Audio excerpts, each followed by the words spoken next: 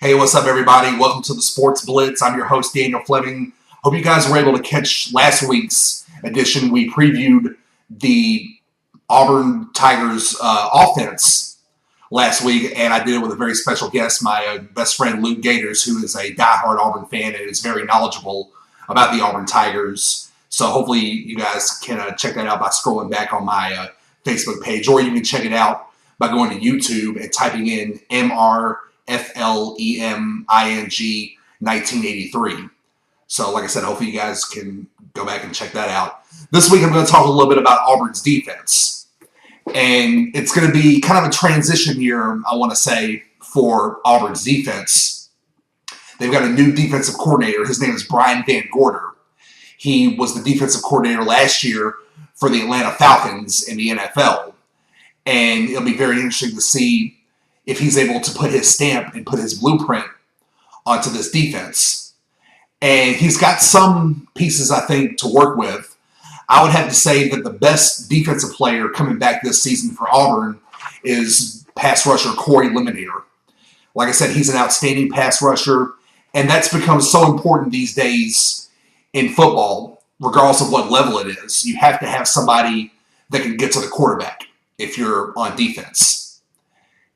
It's just become so important. You know, it's become a passing game, basically, over the last few years, really more so in the NFL, but even in college, it's so important to have pass rushers. And like I said, Corey Liminator is a very good pass rusher, and he's somebody that this Auburn defense can build around, and obviously he's going to anchor Auburn's defensive line.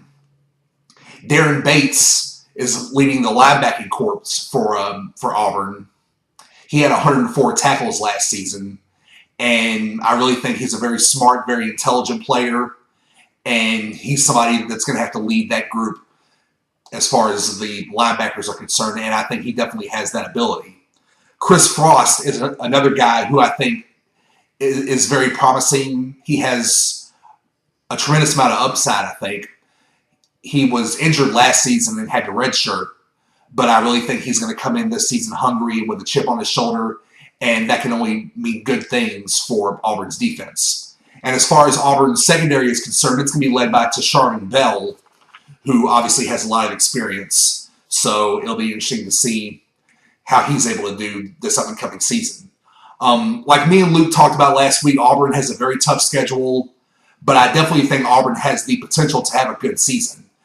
As I predicted last week, I had them going 8-4 and making it to a New Year's Day bowl game, which I think would be a good season for Auburn. Obviously, you know, they kind of came back down to earth a little bit last year after winning the national championship 2 years ago.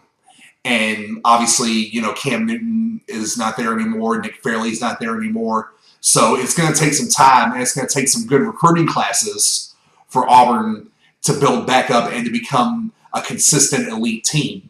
And I definitely think they have that ability. I think Gene Chizik is a very good recruiter. And as long as he's there, I definitely think that he can gradually build Auburn back up as the years go on. So hopefully he'll get that opportunity.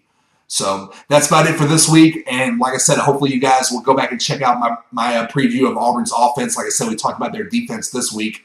And starting next week, I'm going to be previewing the University of Alabama, the reigning national champions. They, of course, are looking to repeat and make it 3 national titles in 4 years. And next week I'm going to preview their offense, and then 2 weeks from now I'll be previewing their defense like I did with Auburn. So hopefully you guys will check that out, and I'll see all of you next week.